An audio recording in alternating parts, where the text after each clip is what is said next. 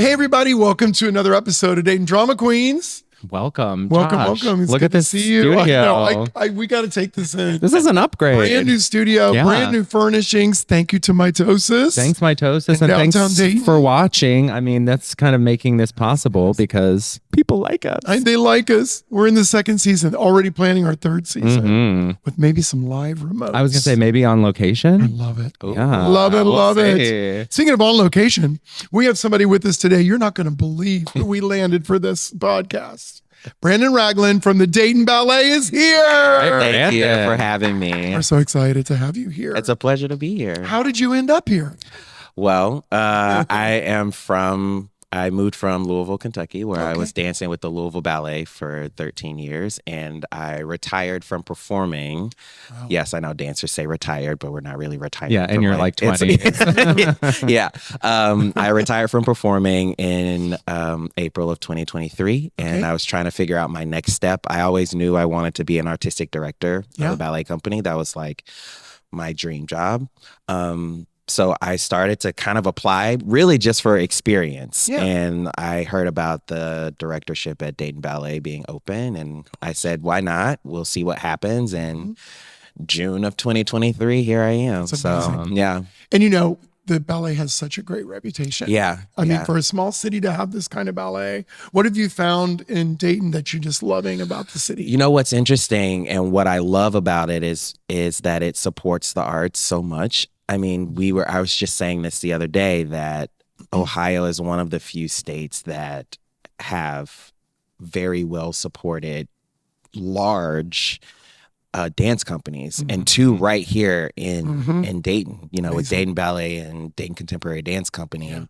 And they are well known and very enriched in the dance culture globally. Yeah. So to be right here in Dayton, surrounded by a lot of arts and culture, is really it feels like a safe place for me and a creative space for me. For sure. To be around other creatives as well and to be supported, you know, to have a city that supports that kind of arts community. So I think that we also like really pride ourselves on being so collaborative. That's what I love about the shift to DPAA, joining the ballet and the opera and the Philharmonic and everything. So I'm sure you work closely sort of with all of those entities. Yes. At DPAA. And all of our planning, strategic planning, artistic planning, administrative planning, all of that happens together.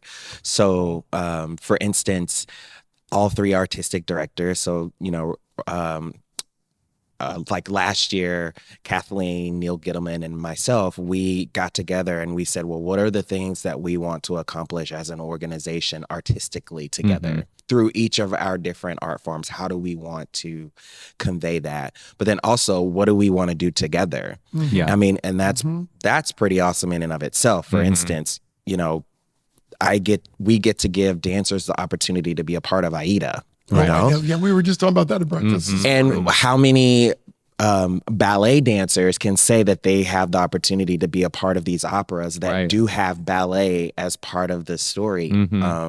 In the production, which is really cool, as well as the ballet having the opportunity to have live music for you know, half of our productions. So it really is a great model and a unique model to have all three art forms together, and for us to be so collaborative and to help each other out, to see, you know, how we can push each other artistically as well. When I listen to something Kathleen wants to program that's a little bit edgy, I'm like, oh, well, if you do that, then I can do this. Oh, yeah. And then we can use that, you know, to kind of broaden the scope of what DPAA can do, you know, and the same for the Philharmonic. Like we all try to bounce ideas off of each other. And I just firmly believe that when you put any creatives in the room together, the creative energy that happens from that is beautiful. Absolutely. Yeah. For sure. So the ballets have been around for a long time in Dayton. I mean, I know I lived 85 years. 85 oh, years. Longer than that. We're approaching 88, I want to say. Crazy. My, I don't know if you know this, my college roommate was in the Dayton Ballet. Oh, really? Yeah. And watching that then to now, I noticed there's like a new, like, creative kind of energy to what you're bringing to the table. What are some things you see in the future of the Dayton Ballet? It'll be amazing for our population to check out. Well, one of the things, speaking to the collaborations, the opportunity that we have, I think that my goal is to start creating new narrative ballets, new classical ballets that become quote unquote the norm, right? And I think that we have that possibility with the orchestra right here. There's, we also have opera. So what's to stop us from creating and commissioning a new opera as well that involves, ballet and orchestra that can't really be done as easily anywhere else in the US. Yeah. Because we're all right here where we can plan this together. And so the future forward for me, especially particularly with Dayton Ballet, is a commitment to new work, because that's how we stay relevant. And I will use the word variety of choreographers and creative voices. Yeah. Not just choreographers, but designers and composers, and there's just such a wide array of creatives out there that are looking for these new collaborations. There are designers out there who have never made designs for ballet or opera that I'm interested in reaching out to and tapping into to get their perspective, their creative voice a part of it. It's great when you think of something like that too, and you can go to a designer and say, I want this flower to be represented on stage, but I don't know how that's going to happen. Exactly. And they can say, okay, well take over that part of it, and then kind of bring your vision to life, which is really amazing to watch. Yeah. So one of the things that kind of opened this broader spectrum of creativity for me is when I was dancing in Louisville, and I was choreographing, and our task, so to speak, was to collaborate with a poet or a spoken word artist. And for me, in my younger years, I was like, I don't want to choreograph to words, blah, blah, blah, blah, And what actually ended up happening was some of the most beautiful work that I created from that. And it was, well, I want to convey this, but I don't know how that works in words. And she said, don't worry, I got it. And so she went and did her thing. I didn't, micromanage or say, okay, what are you doing? Oh, I let her, she was able to be creatively free. And then when she came into that first rehearsal, like everybody was in tears because of the movement and the words together formed so beautifully. And that was just us feeling each other out, And that says a lot about your confidence, because you got to be able to be generous that way with just letting people be who they want to be, which is not easy. Yeah, it can definitely be a challenge. Yeah. I always try to remind myself that, I know that I need space to create. So I try to give that same space to someone else, because also that's how you see, if it's going to gel or not, because some things you have to figure out if it's going to work or if you need to take a different approach. And I feel like if you're always holding tightly to someone else's creative process, then it stifles them and you don't really get to see what they're trying to say. Yeah. Obviously there are budget limits, there are dancer limits, there are limitations and challenges, but I also am interested to see how people navigate that. When did you know you wanted to get into dance? How did this just about to ask that same question? How did this all come to pass for you? I started kind of dancing when I was about 14 in church. Because I'm okay. So I always preface this that I'm an Eagle Scout. I'm really proud of it. Wow. But I snuck from Boy Scout class because I heard this music and I was just kind of drawn to it, and I saw all of these girls dancing, and I've always loved to move. I've always loved movement, and so I started mimicking what they were doing on the side. Here we go. And so my dance teacher, she was like, "Are you here to be a part of the the dance ministry? And I was like, yeah, sure, of course.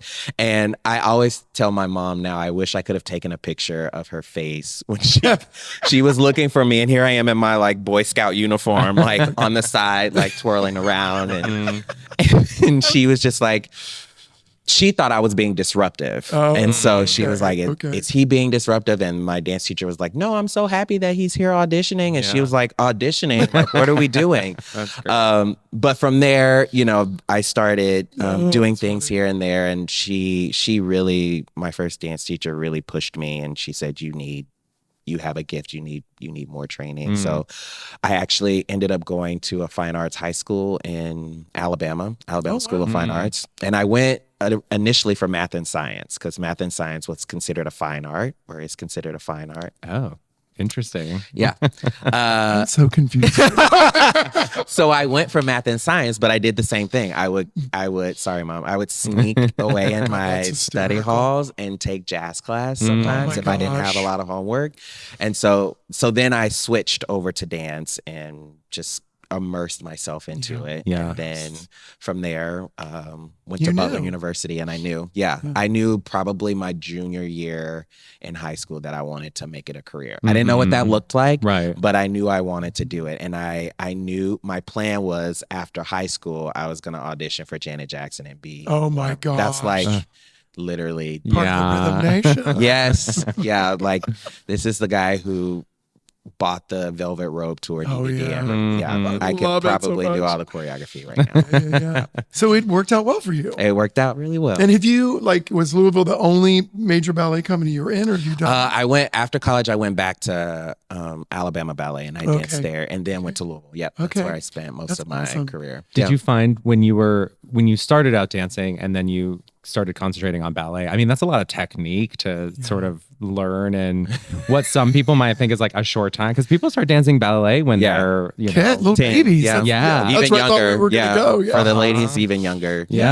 So did that feel kind of like overwhelming, learning like the technique of it all? But I was like a sponge.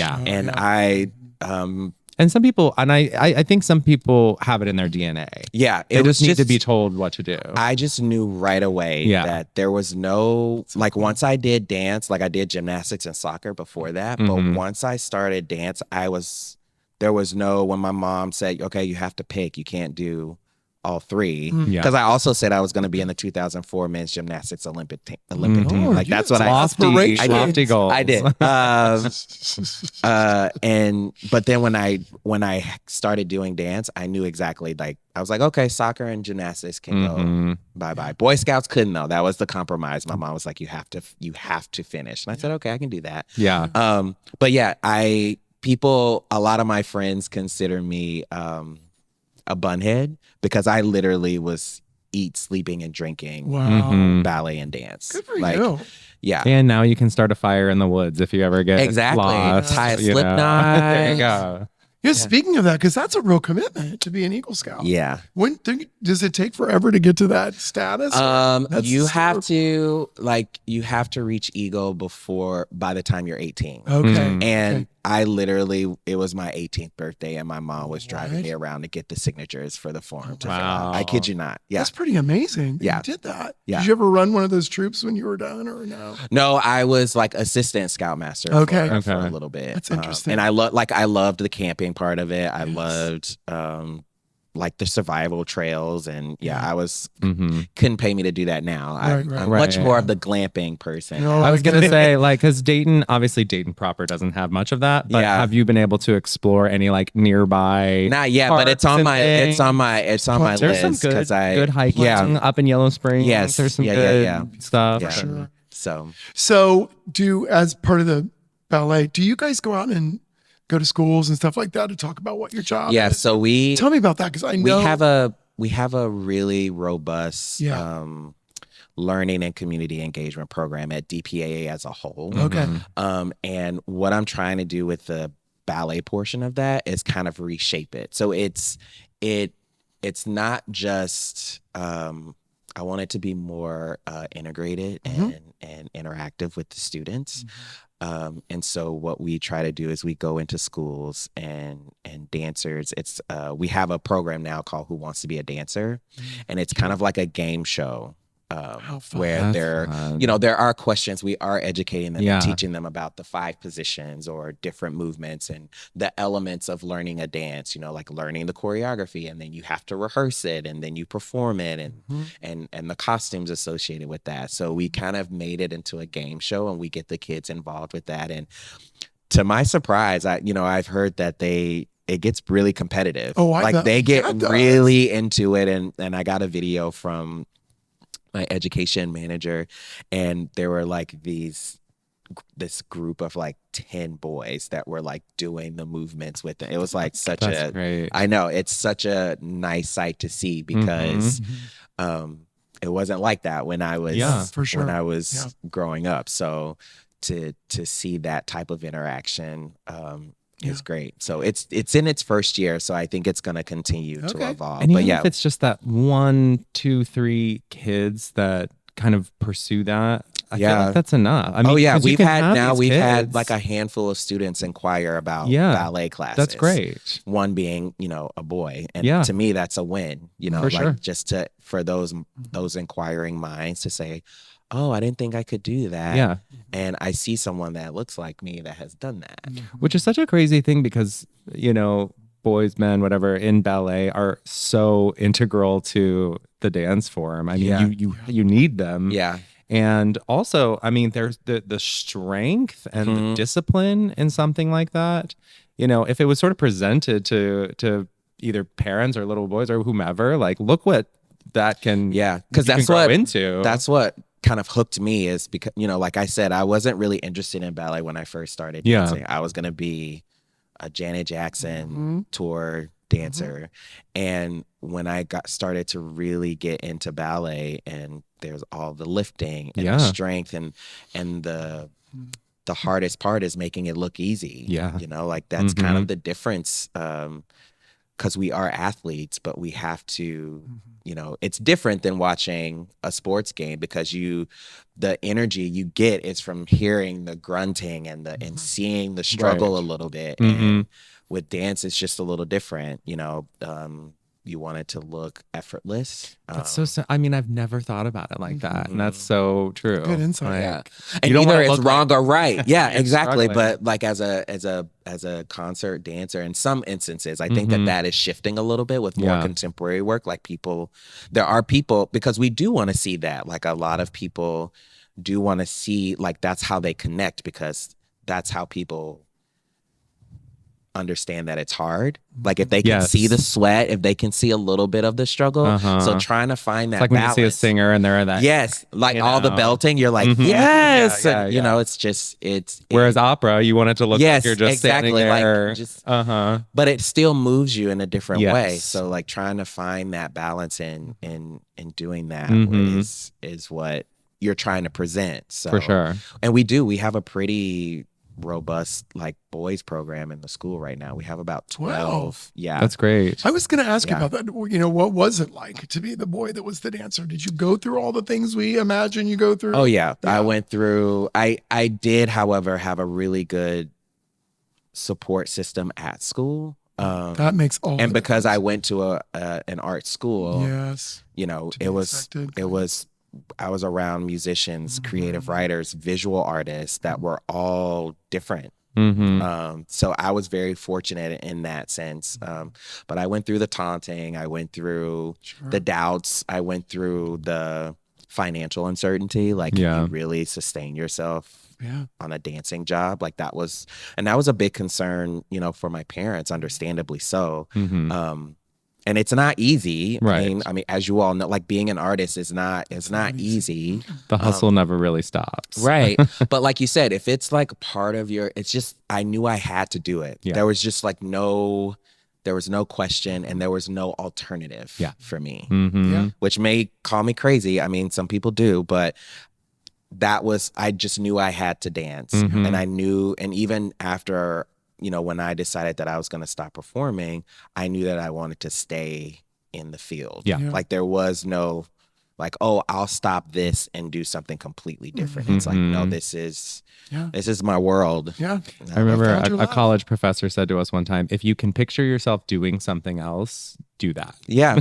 Yeah. You know, if this is all you see in your sights, great, pursue it. But if you can, do it, because it's a hard job being an artist. And it's not like, sometimes it's a thankless job. Yeah. Oh yeah. Sometimes it's a job that people take for granted, in the sense of, you know, we get the, oh, well, you're a dancer. Oh, well, you're an actor. Oh, you know, it's like, no, this is, it is a part of my DNA, right? Like, it's not the only thing that defines me, but it's a big part of what I do. I can't imagine doing anything else. So, and I think it takes that level of commitment. Absolutely. We are so fortunate to have you. We really are. I know. Brandon, seriously, and thank you for coming by and doing this with us. Thank you. This has been fun. If people do want to get their kids involved, how do we find out information? And you can go to DaytonPerformingArts.org, and there's a Learn About Us tab, and it has the ballet school, all the classes. We do offer adult classes. All right. Seriously. Awesome. So look out for that. I always tell people, and the but you won't judge me, right? If I never. I will. Maybe slightly. That's fair. Anyway, thank you so much for joining us for another episode, Brandon. Again, we appreciate you so much. Thank you all for having me. This has been fun. Thank you to Square One, our major sponsor. And again, to Mitosis and Tyler, who's done so much for us. He's killing it. Yes, it looks so beautiful. So we will be seeing you next time. We're hoping that in season 3, we're going to fill up these couches with all kinds of people. Oh, absolutely. It's going to be lush. Yes, it's going to be lush. Thanks for being here. We'll see you later. Bye, everybody. Bye.